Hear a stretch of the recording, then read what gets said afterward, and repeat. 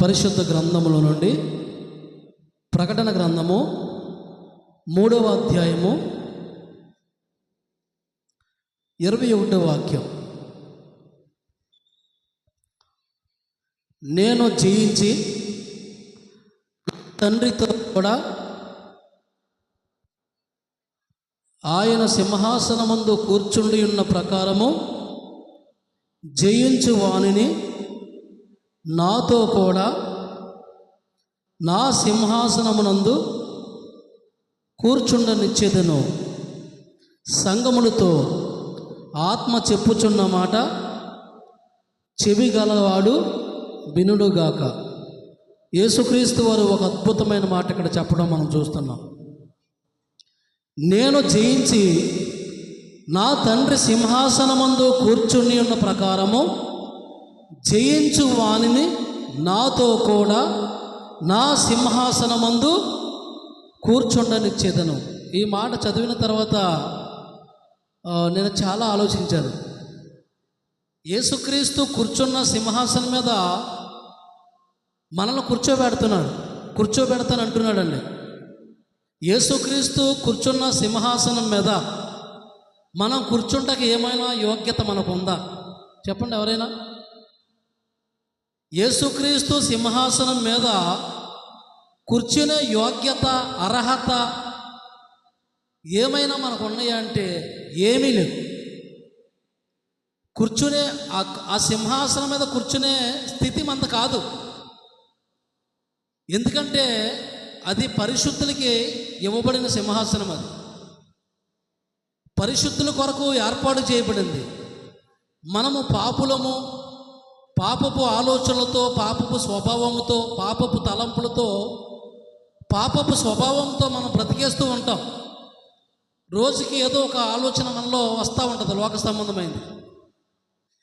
ఇలాగ పాప నైజముతో బ్రతికే మనిషికి, పాప స్వభావంతో బ్రతికే మనిషికి దేవుని సింహాసనం ఇవ్వాలనుకోవటం, దేవుడు ఆ సింహాసనం మీద మనల్ని కూర్చోబెట్టాలనుకోవటం ఎంత చిత్రం అండి బాబు.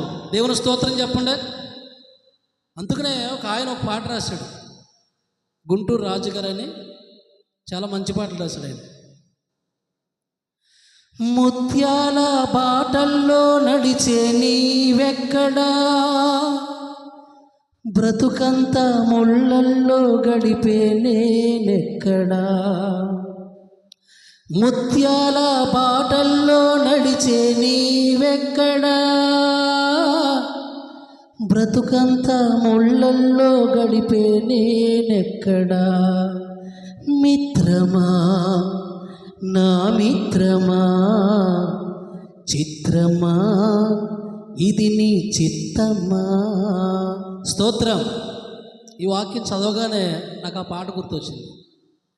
ముత్యాల బాటల్లో నడిచే ఆయన ఎక్కడ, పాపపు బ్రతుకులతో బ్రతికే మనం ఎక్కడ. రతన రాసులలో నడిచే ఆయన ఎక్కడ, ఈ మట్టి నేల మీద నడిచే మనం ఎక్కడ. ఆయన సింహాసనాన్ని మనకివ్వటమేటి, ఆయన సింహాసనం మీద మనల్ని కూర్చోబెట్టడం ఏంటి. ఎంత చిత్రమండి ఇది. చిత్రమా కాదా? ఆశ్చర్యం అన్నది. ఆయన సింహాసనం మీద కూర్చోబెడతాను. ఎప్పుడు కూర్చోబెడుతున్నాడు అంటున్నాడు? ఎప్పుడు ఆయన సింహాసనం మనకి ఇస్తాడంటే మనము లోకాన్ని జయించిన తర్వాత, లోకాశలను జయించిన తర్వాత, నిన్ను నీవు జయించుకున్న తర్వాత, అలా జయించుకున్న తర్వాత ఆయన సింహాసనాన్ని మనకి ఇస్తానంటున్నాడు. మామూలుగా అయితే మనం అర్హులం కాదు, అర్హత లేదు మనకి. అందుకనే మనం ఏం చేయాలంటే లోకాన్ని ఎవరైతే జయిస్తారో వాళ్ళకి సింహాసనం రెడీగా ఉంది. దేవుని స్తోత్రం చెప్పండి. లోకాన్ని జయించాలంటే మాటలండి చెప్పండి. అసలు ఈ శరీరాన్ని జయించాలంటే మాటలా? 1 యోహాను పత్రిక 2వ అధ్యాయంలో అంటాడు, లోకమునైనను లోకములో ఉన్న వాటినైనను ప్రేమించకండి అన్నాడు. మనం ఎందుకు లోకాన్ని జయించలేకపోతున్నామంటే, బాగా వినాలి, మనం ఎందుకు లోకాన్ని జయించలేకపోతున్నామంటే, జయ జీవితం కలిగి మనం ఎందుకు జీవించలేకపోతున్నామంటే, లోకమంటే మనకు ప్రేమండి బాబు. లోకమంటే మనకే ఎంత ప్రేమో లోకం అంటే మనకి ఎంత ఇష్టమో, లోకం అంటే మనకి ఎంత ప్రీతో,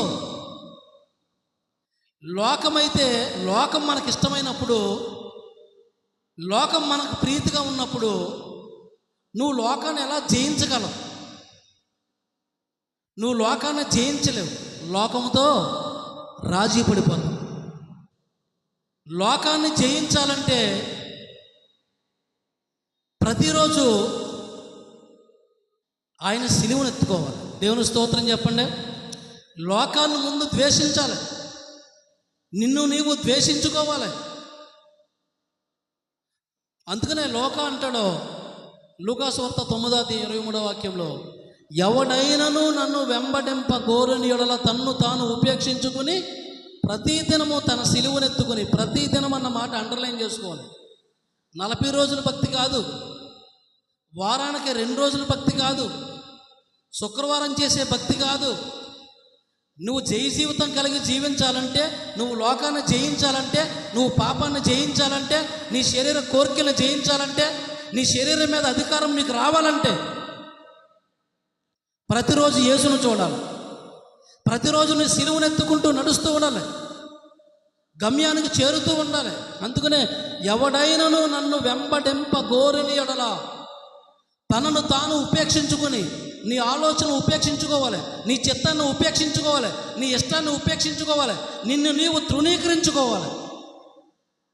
అసలు నువ్వంటే నీకు ఇష్టం అవ్వకూడదు, నీ ప్రాణాన్ని నువ్వు ఇష్టపడకూడదు, నీ ప్రాణాన్ని నువ్వు ప్రేమించకూడదు, ద్వేషించాలి. అలా ఆయన వెంబడించినప్పుడు ప్రతిదినము నీ సిలువనెత్తుకుని అప్పుడు లోకాన్ని జయించగలవు. 40 రోజులు భక్తి చేసినంత మాత్రాన జయించేస్తామా? వారానికి 2 మార్లు ప్రార్థనకు వస్తే జయించేస్తామా లోకాన్ని? మన సిలువను మనం ప్రతిరోజు ఎత్తుకొని గమ్యస్థానానికి ప్రయాణం చేయాలి. అందుకనే ఎవడైనాను లోకాన్ని జయిస్తే దేవుడు కూర్చున్న సింహాసనం మీద మనల్ని కూర్చోబెడతానన్నాడు. దేవుని స్తోత్రం. ఎంత ధన్యత, ఎంత ధన్యత, ఎంత ఆశీర్వాదకరం ఆలోచించండి. లోకాన్ని జయించాలంటే ముందు లోకాన్ని నీవు ప్రేమించకూడదు. ఈ లోకమునైనను లోకములో ఉన్న వాటినైనను ప్రేమించకండి. లోకములో ఉన్నదంతా శరీరాశ, నేత్రాశ, జీవపు డంబం. అవి తండ్రి వలన పుట్టినవి కావు, అవి లోక సంబంధమైనవి. లోకం వాటిని ఏర్పరచుకుంది. లోకం ఏర్పరచుకున్న వాటి మీద నీకెందుకు ప్రేమ? దేవుడికి సంబంధించి కాదు కదా. లోకం ఏర్పరచుకున్న వాటి మీద నీకేంటి ఇష్టం? లోకం ఏర్పరచుకున్న వాటి మీద నీకేంటి ప్రీతి? అందుకనే ఈ లోకాన్ని నువ్వు ద్వేషించినప్పుడు, ఈ లోకంలో ఉన్నదాన్ని అంతటిని నువ్వు ద్వేషించినప్పుడు, క్రీస్తు కొరకు బ్రతికినప్పుడు నువ్వు ఖచ్చితంగా జయ జీవితం కలిగి జీవించాలి. క్రైస్తవుడు అని చెప్పుకుంటున్నావు, క్రైస్తవురాలని చెప్పుకుంటున్నావు, జయ జీవితం ఉన్న నీలో? నీ మాటని నువ్వు కంట్రోల్ చేసుకోలేవు, జయ జీవితం ఎక్కడ నీకు? నీ చూపులు నువ్వు కంట్రోల్ చేసుకోలేవు, జయ జీవితం ఏది నీ జీవితంలో? ప్రతిరోజు నీ జీవితంలో ప్రార్థన లేదు, ఎలా జయించగలం? మనం జయించాలంటే మొదటిగా మన శరీరాన్ని మనం జయించుకొని అప్పుడు లోకాన్ని జయించాలి. మన శరీరాన్ని మనం జయించుకోగలుగుతున్నామా? ఆలోచించండి. ఈ శరీరం పరిశుద్ధంగా బ్రతకనవదు. బాగా వినాలి మాటలు. ఈ శరీరం యథార్థంగా బ్రతకనవదు. ఈ శరీరం నీతిగా బ్రతకనవదు. ఈ శరీరం దేవుని కొరకు బ్రతకనవదండి బాబు. అలాంటి శరీరం ఇది. ఈ శరీరం మంచిదనుకున్నారు మీరు? చెప్పండి. రోమాపత్రిక 7:18 వాక్యంలో పౌలు ఏమాడు తెలుసండి? నా యందు అనగా నా శరీరమందు మంచిది ఏది కనపడతలేదన్న. అలాంటి శరీరం ఇది. అపోస్తలుడైన పౌలు గారే చెప్పాడు, నా యందు అనగా నా శరీరమందు మంచిది ఏది కనపడతలేదన్నాడు. అన్నీ చెడ్డవే అన్నాడు. ఆ చెడ్డ వాటిని జయించాలంటే నీ శరీరాన్ని ముందు నువ్వు జయించాలి. శరీర కార్యములు స్పష్టమై ఉన్నాయి అన్నాడు గలతీ పత్రిక 5:19. వాటన్నిటిని జయించాలి. పెద్ద లిస్ట్ ఉంది అక్కడ.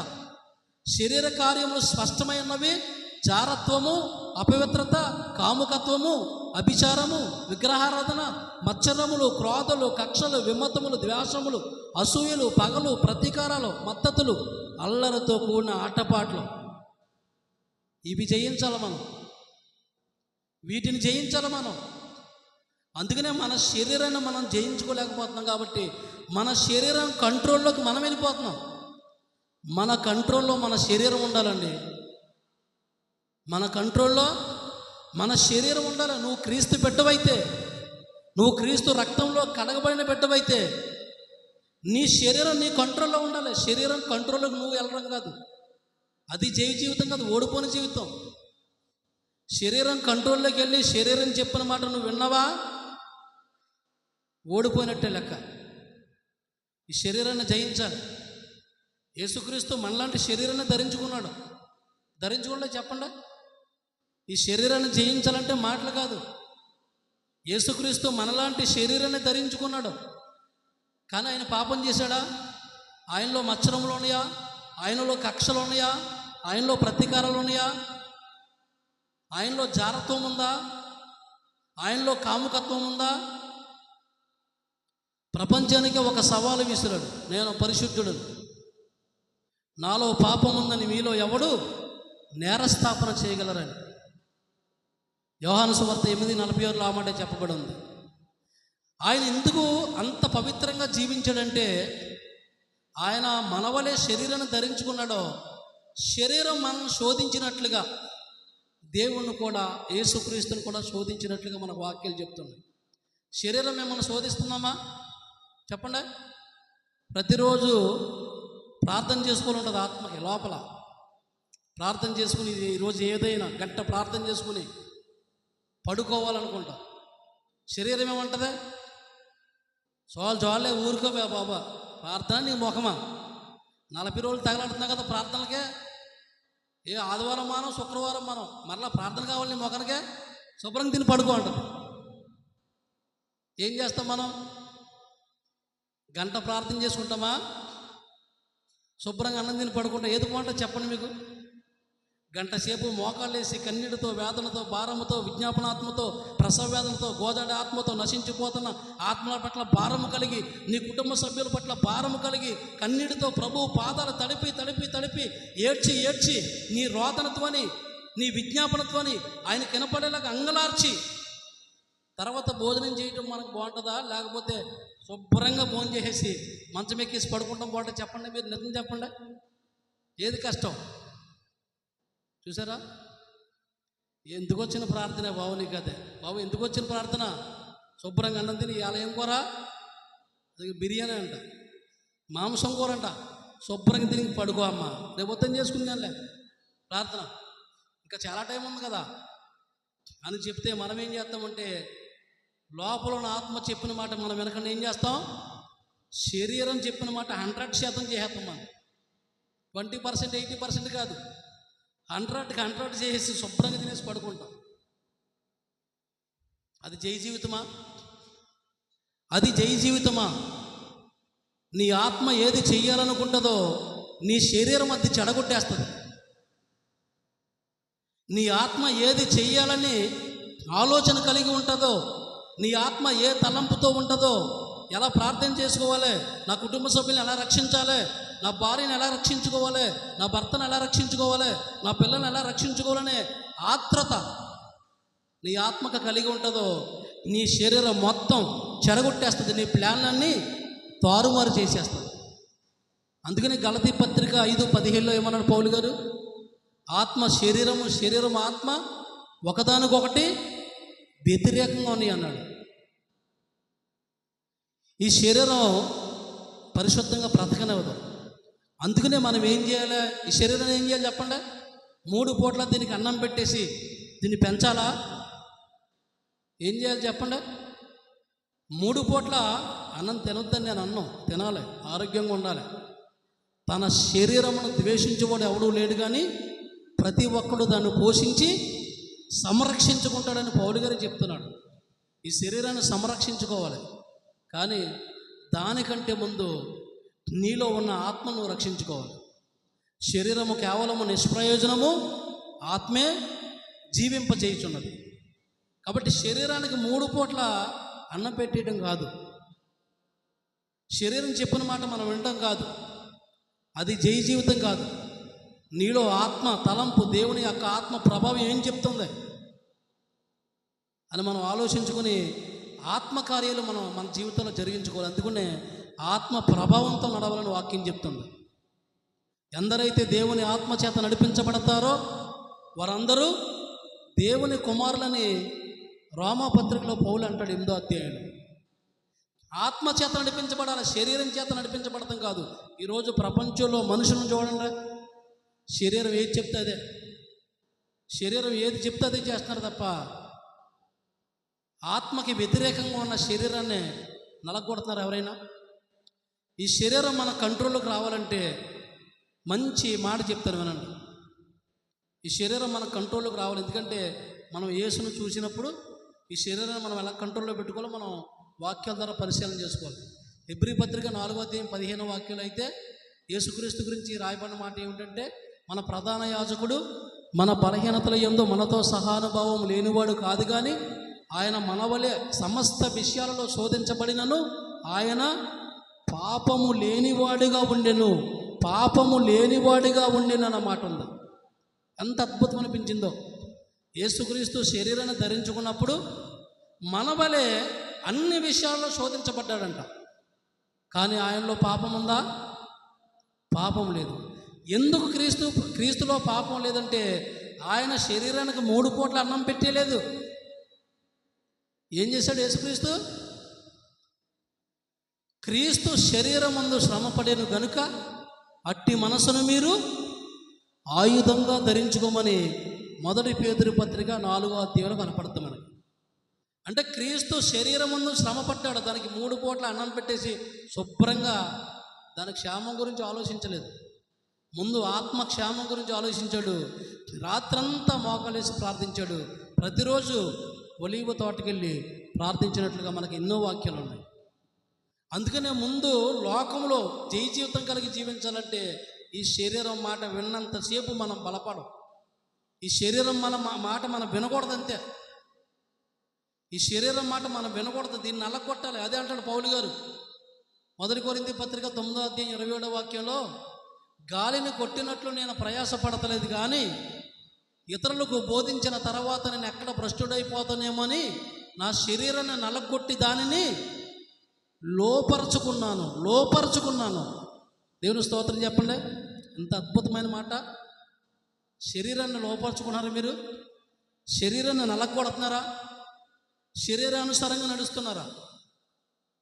రోమపత్రిక 8వ అధ్యాయంలో అంటాడు పౌలు గారు, శరీరానుసారులు శరీరముల మీద మనసు ఉంచుతారు, ఆత్మానుసారులు ఆత్మ విషయంలో మీద మనసు ఉంచుతారు. లాస్ట్కి ఏమవుద్ది? శరీరానుసారమైన మనసు మరణము, ఆత్మానుసారమైన మనసు సమాధానమును జీవమునే ఉన్నది. దేవుని స్తోత్రం చెప్పండి. శరీరానుసారులు ఎప్పుడు శరీరం గురించి ఆలోచిస్తారు. ఏమి తినాలి, ఏమి త్రాగాలి, ఏమి ధరించుకోవాలి, ఏ బట్ట కట్టాలి, ఏ తిండి తినాలి, ఈ శరీరాన్ని ఎలా పోషించుకోవాలి. శరీరానుసారమైన మనసు అంట మరణం అంట, అంటే నిత్య నరకం అని దాని అర్థం. శరీరానుసారమైన మనసుతో నువ్వు ఉంటే నువ్వు లోకాన్ని జయించలేవు. ఆత్మానుసారమైన మనసుతో మనం జీవించాలి. అందుకనే నేను జయించి నా తండ్రితో కూడా ఆయన సింహాసనమందు కూర్చుండి ఉన్న ప్రకారము జయించు వానిని నాతో కూడా నా సింహాసనమందు కూర్చుండబెడతాను. యేసుక్రీస్తు లోకాన్ని జయించడం లేదు చెప్పండి. జయించడం లేదు, ఓడిపోయాడా? యేసుక్రీస్తు ఎక్కడైనా ఓడిపోయాడా? మరి యేసుక్రీస్తు బిడ్డలుగా ఉంటున్న మనం ఒక మాటలో ఓడిపోతూ ఉంటాం, చూపును కంట్రోల్ చేసుకోలేక ఓడిపోతూ ఉంటాం, మాటను కంట్రోల్ చేసుకోలేక ఓడిపోతూ ఉంటాం, ఆలోచనలు తలంపులు కంట్రోల్ చేసుకోలేక ఓడిపోతూ ఉంటాం. ఏంటండి ఓడిపోయిన జీవితం అసలు మనకి? ఆలోచించండి. యేసుక్రీస్తు ఎక్కడ ఓడిపోలేదు. యోహాను సువార్త 16:33 అదే ఉంది, లోకములో మీకు శ్రమ కలుగును, అయినను ధైర్యంగా ఉండండి, నేను లోకాన్ని జయించి ఉన్నాను. యేసుక్రీస్తు లోకాన్ని జయించాడు. ఎలాగంటే శరీరాన్ని అలగొట్టుకున్నాడు, పవిత్రంగా జీవించాడు. మనము కూడా లోకాన్ని జయించాలంటే ఇంకా కొన్ని మాటలు చెప్పిన వాక్యాన్ని ముగిస్తాను. లోకాన్ని జయించాలంటే యేసు వైపు చూసినప్పుడు లోకాన్ని జయించగలం. మన శరీరాన్ని మనం నలగొట్టుకున్నప్పుడు లోకాన్ని జయించగలం. ప్రతిదినము నువ్వు సిలువనెత్తుకున్నప్పుడు లోకాన్ని జయించగలం. లోకములో ఉన్న వాటన్నింటినీ ద్వేషించినప్పుడు లోకాన్ని జయించగలం. ఇంకో అద్భుతమైన మాట చెప్తాను. లోకాన్ని జయించాలంటే ఈ పరిశుద్ధ గ్రంథం, ఈ పరిశుద్ధ వాక్యం ఎక్కడ చెప్పండి. లోకాన్ని మనం జయించాలంటే ఈ పరిశుద్ధమైన వాక్యం ఎక్కడ ఉండాలి? మన ఇంట్లో ఉంటే జయించేస్తామా? ఎక్కడ ఉన్నది చెప్పండి, గట్టిగా చెప్పండి. అది దేవుని స్తోత్రం. లోకాన్ని జయించాలంటే ఈ బైబిల్ గ్రంథం మన ఇంట్లో పెట్టుకుంటే జయించలేం. ఈ బైబిల్ గ్రంథాన్ని మన ఇంట్లో కాదు, మన ఒంట్లో పెట్టుకోవాలి. దేవుని స్తోత్రం. మన గుండె గదుల్లో దాచుకోవాలి. మన హృదయంలో ఈ వాక్యాన్ని భద్రపరుచుకోవాలి. అప్పుడు వాక్యమే ఏ పాపపు ఆలోచనలు రాకుండా నేను నడిపిస్తూ ఉంటుంది. నీ వాక్యము నా పాదములకు దీపము, నా త్రోవకు వెలుగై ఉందన్నాడు 119 కీర్తన 105వ వాక్యం. ఈ వాక్యము మన గుండెల్లో ఉండాలి. అందుకనే 1 యోహాను పత్రిక 2వ అధ్యాయంలో ఒక అద్భుతమైన మాట ఉంటుంది. యవ్వనస్తులారా, మీరు దుష్టుణ్ణి జయించారు. కారణం ఏంటంటే మీలో వాక్యం ఉందన్నాడు. దేవుని స్తోత్రం. యవ్వనస్తులారా, మీరు దుష్టుని జయించారు. ఎందుకంటే వాక్యము మీలో నిలిచి ఉంది కాబట్టి మీరు దుష్టుని జయించారన్నాడు. అందుకనే ఈ వాక్యాన్ని ప్రతిరోజు చదివి మన గుండెల్లో దాచుకోవాలండి బాబు. మాటలా మన గుండెల్లో దాచుకున్నప్పుడు నువ్వు ఎక్కడికి వెళ్ళినా పరిశుద్ధంగా జీవించగలుగుతావు. ఈ వాక్యము నీలో ఉన్న వాక్యం పాపం చేయనివ్వదు, పాపపు మాటలు మాట్లాడనివ్వదు, పాపపు చూపులు చూడనివ్వదు, పాపపు తలంపులు రానివ్వదు. వాక్యము సజీవమై బలము గలదై 2 అంచుల ఖడ్గము కంటే వాడిగా ఉండి మన హృదయంలోకి వెళ్ళి మన హృదయంలో ఉన్న పాపాన్ని బయటికి వెళ్ళకూడదని హెబ్రీ పత్రిక 4వ అధ్యాయం 12వ వాక్యంలో రాయబడింది. అందుకనే ఈ వాక్యాన్ని ఎప్పుడు మన గుండెలో దాచుకోవాలి. ప్రతిరోజు వాక్యాన్ని చదవాలి. ఆ చదివిన మాటలో, నీకు అర్థమైన మాటలో, అద్భుతమైన మాటలో నీ గుండెల్లో భద్రపరుచుకోవాలి. ఈ సెల్ ఫోన్లో కొన్ని వాక్యాలు మనం భద్రపరుచుకుంటూ ఉంటాం. క్రిస్టియన్ దేవుడి వాక్యాలు కొన్ని భద్రపరుచుకుంటాం. పాటలు కూడా. లోకస్తులైతే పనికిమాల చెత్త చెదరం భద్రం చేసుకుంటారనుకోండి, మనకు అనవసరం. దేవుడి వాక్యాలు పాటలు మనం సెల్ ఫోన్లో భద్రం చేసుకుంటాం. సెల్ ఫోన్కి పరిమితి ఉంటుంది. దాని యొక్క కెపాసిటీ దాని పరిమితి అంటే దాని రాము లేకపోతే జీబీ ఇంత అని ఉంటుంది. అంతకు మించి ఎక్కువ స్టోరేజ్ అవ్వవు. కానీ మన హృదయం స్టోరేజ్ చేసుకోవడానికే ఇలాంటి బైబిళ్ళు కొన్ని వేల బైబిళ్ళు వచ్చినా సరే, ఇలాంటి బైబిళ్ళు కొన్ని వేల బైబిళ్ళు వచ్చినా మన హృదయంలో స్టోర్ చేసుకోవచ్చు. దేవుని స్తోత్రం చెప్పండి. హృదయం అంత గొప్పది. ఇంకా డేటా అయిపోయిందని జీబీ సరిపోదని ఉండదు. అందుకని 66 పుస్తకాల్లో నువ్వు ఎంత వాక్యం స్టోర్ చేసుకుంటావో అంత పరిశుద్ధంగా బ్రతుకుతావు. మనకేంటంటే వాక్యాన్ని స్టోర్ చేసుకోవడం మనకు చేత కాదు. వాక్యాన్ని చదివి ఆ చదివిన వాక్యాన్ని మన గుండెల్లో దాచుకోవడం మనకు చేత కాదు. ఈ లోకంలో లయమైపోయే వస్తువులు, క్షయమైపోయే వస్తువులు మనం దాచుకుంటాం భద్రంగా. వాటిలుగా దాచుకోవాల్సింది ఈ వాక్యాన్ని మన గుండెల్లో దాచుకోవాలి. ఈ వాక్యం మన గుండెల్లో ఉంటే మనం లోకాన్ని జయించగలం. 1 యోహాను పత్రిక 4:4 అదే ఉంది. మీలో ఉన్నవాడు చెప్పండి, మీలో ఉన్నవాడు లోకంలో ఉన్నవాని కంటే గొప్పవాడు కనుక మీరు వారిని జయించి ఉన్నారన్నాడు. ఎవరాల్లో? మరలా బైబిల్లోకి రావాలి. మనం ఎఫెసీ పత్రిక 6:12లోకి రావాలి. మనం పోరాడినది శరీరాలతో కాదు కానీ ప్రధానులతోనూ అధికారులతోనూ ప్రస్తుత అంధకార సంబంధముకు లోకనాథులతోనూ ఆకాశ మండల మందున్న దురాత్మల సమూహం. దేవుని స్తోత్రం చెప్పండి. అలాగే ఎప్పుడు చెప్తారు వాక్యాలు? మీరు బాగా చదువుకొని కలవద్దు అనుకుంటాను. అన్నయ్యలాగా ఎప్పటికప్పుడు చెప్పాను నేను. దేవుని స్తోత్రం. ప్రతిరోజు బైబిల్ చదువుకోవాలి. కష్టపడి చదువుకున్నాను బైబిల్. నేను ప్రతిరోజు కష్టపడి చదువుకుంటాను. నేను చాలా ప్రయాసపడతాను బైబిల్ చదువుతాకి. ఇది నా ప్రాణం. ఇది లేకపోతే ఒకరోజు నా జీవితం వెళ్దాం. దీన్ని చదవకపోతే నా జీవితం ఒకరోజు కూడా ముందుకు వెళ్దాం.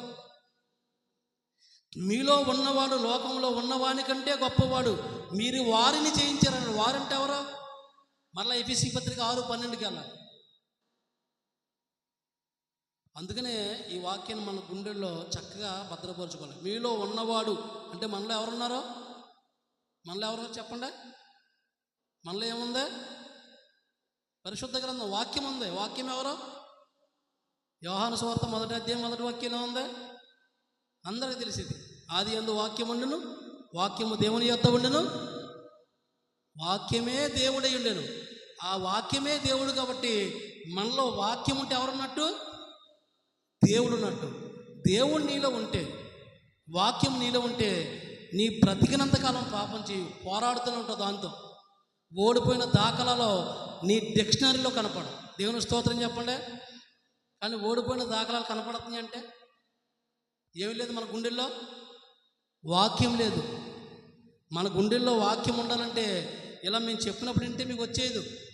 మీరు ప్రతిరోజు వాక్యం చదువుతూ ఉండాలి. మంచి మంచి మాటలు గుండెల్లో దాచుకుంటూ ఉండాలి. బంగారము కంటే, మేలిమి బంగారము కంటే, ముత్యముల కంటే అమూల్యమైందండి వాక్యం. దేవుని స్తోత్రం చెప్పండి. అందుకనే క్రీస్తు మనలో ఉండాలి.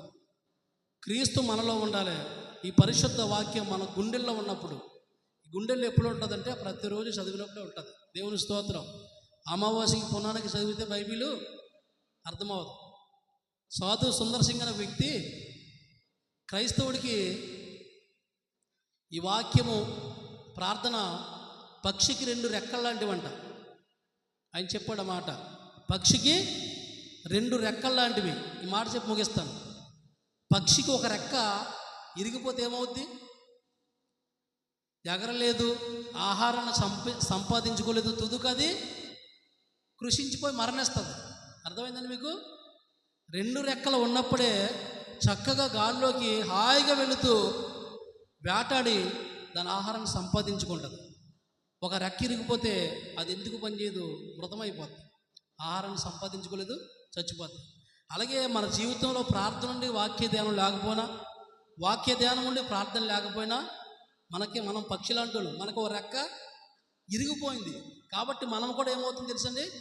ఆత్మీయంగా కృషించిపోయి ఆత్మీయంగా నశించిపోతాం. ఆత్మీయంగా బలపడలేము. ఆత్మీయంగా మనం బలపడలేము. ఆత్మీయ దిగజారులోకి వచ్చేస్తాం మనం. కాబట్టి ఆలోచించి ప్రతిరోజు బైబిల్ చదవండి. చదివిన మాటలు ఈరోజు 2 అధ్యాయాలు చదివరా? ఆ 2 అధ్యాయాలే మీ గుండెల్లో దాచుకోండి. దాన్ని అమరు వేసుకోండి. యెహోవా ధర్మశాస్త్రం ముందు ఆనందించుచు దివారాత్రము దానిని ధ్యానించేవాడు మెడిటేషన్, ధ్యానం. పడుకున్నప్పుడు నేను ధ్యానించుకుంటాను, ప్రయాణంలో ధ్యానించుకుంటాను, కూర్చున్నప్పుడు ధ్యానించుకుంటాను, ఎదుటి వ్యక్తులతో మాట్లాడుతున్నప్పుడు కూడా నేను ధ్యానిస్తాను. దీని అందు ఆనందించుచు, ఈ ధర్మశాస్త్రం నందు ఆనందించుచు దివా రాత్రము ధ్యానించేవాడు ధన్యుడు. వాడి జీవితంలో ఎప్పుడు పాపం చేయడు. వాడి జీవితంలో ఎప్పుడు లోకంతో రాజీ పడు. అలాంటి రాజీ పడని జీవితాలే క్రైస్తవ జీవితాలని బైబిల్ చెప్తుంది. అలాంటి వారికే పరలోకంలో ఉన్న సింహాసనం. కాబట్టి 40 రోజుల భక్తే కాదు, లూకా అన్నట్లుగా మన బ్రతికినంతకాలం మన సిలువను మనం మోసుకుంటూ ప్రతిదినము గమ్యస్థానానికి చేరినప్పుడే మనకి కిరీటాలు ఇవ్వబడతాయి. ఆ సింహాసనం మీద కూర్చున్నప్పుడు మనకే కిరీటాలు ఇవ్వబడతాయి. అది గొప్ప ధన్యకరమైన విషయం. కాబట్టి అర్హత లేని మనకే, యోగ్యత లేని మనకే అర్హతనిచ్చింది, యోగ్యతనిచ్చింది ఈ పరిశుద్ధ గ్రంథం. అదే దేవుని కృపచేతనే మీరు రక్షించబడి ఉన్నారని వాక్యం చెప్తుంది. కృపచేతనే మనం సింహాసనం మీద కూర్చుంటాం. కృప ద్వారానే మనం పరలోకానికి చేరుతాం. కృప ద్వారానే జీవ కిరీటాలు, వాడబారిన కిరీటాలు, నీతి కిరీటాలు పొందుకోవటం కేవలం కృపే. ఆ కృపలో మీ అందరూ బలము నుండి వర్ధిల్లునుగాక. కొద్ది మాటలు దేవుడు దీవించునుగాక. ఆమేన్.